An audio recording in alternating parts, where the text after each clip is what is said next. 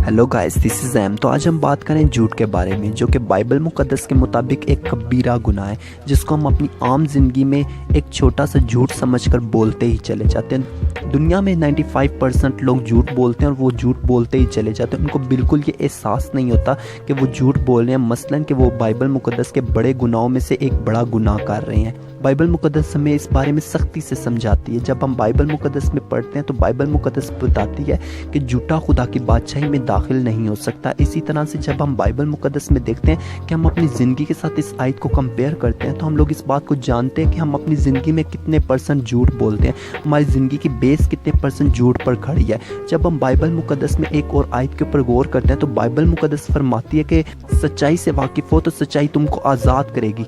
ये आयत यहाँ पर इसलिए कोट की गई है कि जब हम लोग अपनी ज़िंदगी में एक छोटा सा झूठ बोलते हैं और उसके ऊपर हम लोग अपनी बड़ी इमारत कायम कर लेते हैं, अपने बिज़नेस की इमारत या अपने ख़ानदान की या अपने दुनियावी चीज़ों की इमारत कायम कर लेते हैं, तो इसका ये मतलब है कि वो झूठ के वसीला से हमारी इतनी बड़ी ज़िंदगी उसके ऊपर खड़ी है, मसलन हमारा फ्यूचर उसके ऊपर खड़ा है हमारे झूठ के सबब से। जब हम खुदा के सामने अपना इकरार करते हैं और हमारी उस गलती के ऊपर दोबारा नज़र पड़ती है कि हमने ये गलत किया था, और जब हम उस गलती के लिए दुआ करते हैं तो उस झूठ को खुदा हमारी ज़िंदगी से निकालना चाहता है। जब वो निकालना चाहता है तो हमारा सारा कुछ तबाह हो जाता है, हमारा सारा कुछ ख़त्म हो जाता है, जिसकी वजह से हमें बड़ी मुश्किलात का सामना करना पड़ता है। हमें बहुत सी ऐसी मुश्किलात का सामना करना पड़ता है जिसको हम फेस करना नहीं चाहते।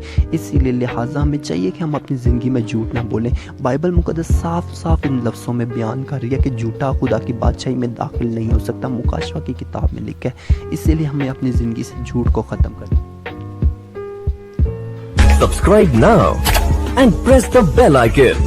Never miss an update.